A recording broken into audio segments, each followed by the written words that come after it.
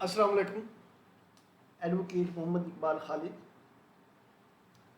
آج iris F B are میں معلومات کے فولڈر میں جو نئی ٹیبس اور نئی انفارمیشن شامل کی گئی ہیں اس کے بارے میں ڈسکس کریں گے.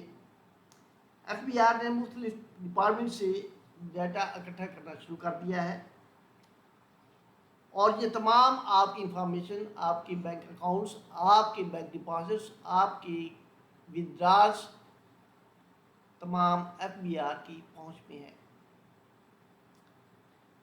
یہ تمام information one window operation integration project کا حصہ ہے، جس کے تحت اب ایک ٹیکس پیئر کی تمام انفارمیشن آئرس میں دستیاب ہوگی.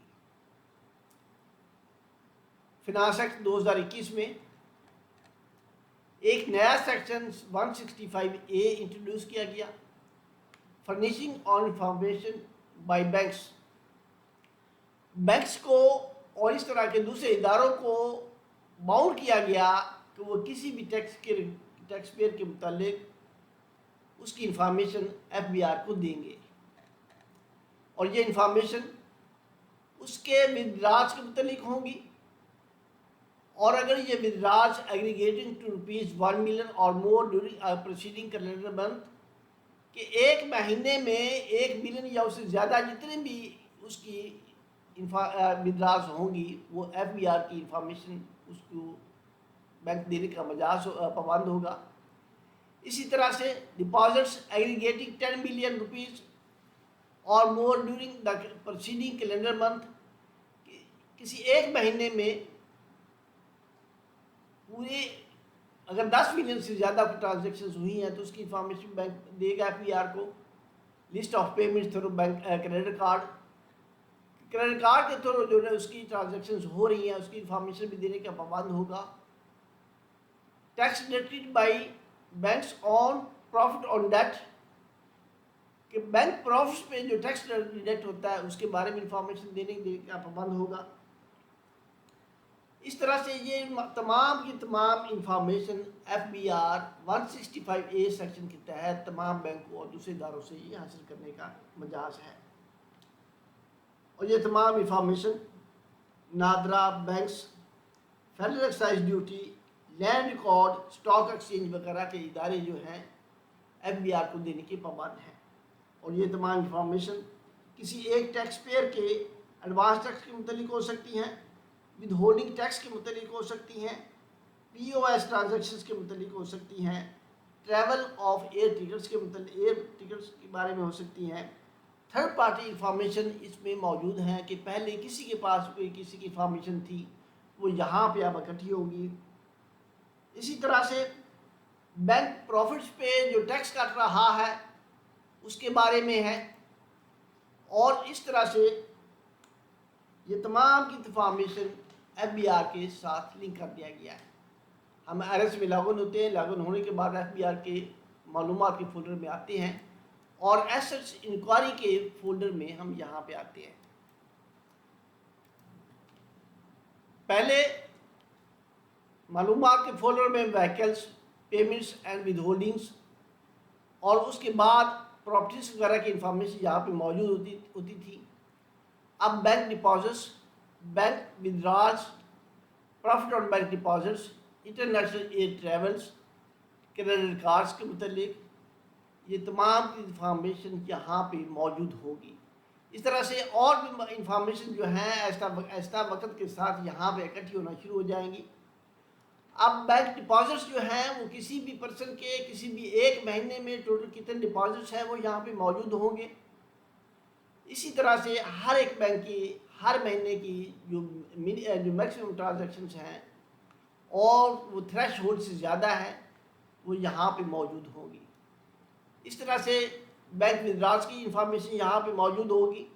بینک پروفٹ کے بارے میں کہ آپ کا ٹیکس کہاں پہ کس بینک کے پروفٹ کتنا ہے، ٹیکس کتنا کٹا ہے، وہ یہاں پہ موجود ہوگی. انٹرنیشنل ایئر ٹکٹس، آپ نے انٹرنیشنل ایئر ٹریولز کہاں کیا ہوا اس کی انفارمیشن یہاں پہ موجود ہوگی. تو سب سے جو اہم بات ہے وہ آپ کی ڈپازٹس کے بارے میں ہے کہ آپ کی بینکنگ ٹرانزیکشن جو ہیں اس میں کیش اس میں ودرالز بھی ہو سکتی ہیں، آپ کی ڈپازٹس بھی ہیں، وہ تمام کی تمام انفارمیشن ایف بی آر کے پاس اب لنک ہیں۔ پہلے یہ لنک نہیں ہوتی تھی، پہلے یہ مختلف اداروں کے پاس تھی، اس کا تمام کا تمام ڈیٹا ایف بی آر کے ساتھ لنک کر دیا گیا ہے۔ اب ایک مہینے میں جو آپ کے ودرالز ہیں، جو آپ کی ڈپازٹس ہیں، وہ یہاں پہ موجود ہے۔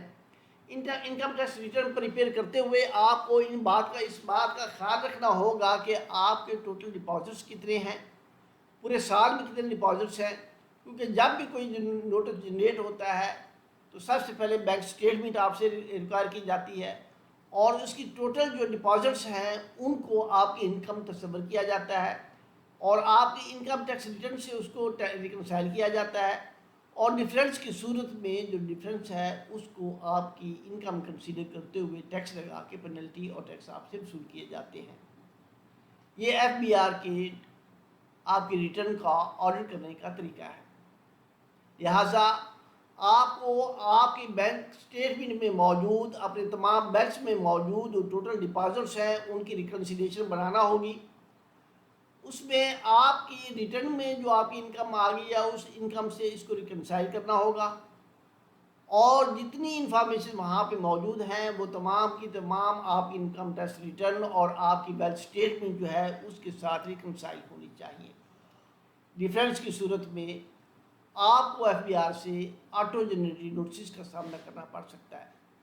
فرض کریں کسی ایک ٹیکس پیئر کی جو ٹوٹل جو ڈپازٹس ہیں وہ 30 ملین ہے، اور 30 ملینس میں اس کی 24 ملین بزنس انکم ہے جو اس کو ملی ہے یا سیلری انکم ہے۔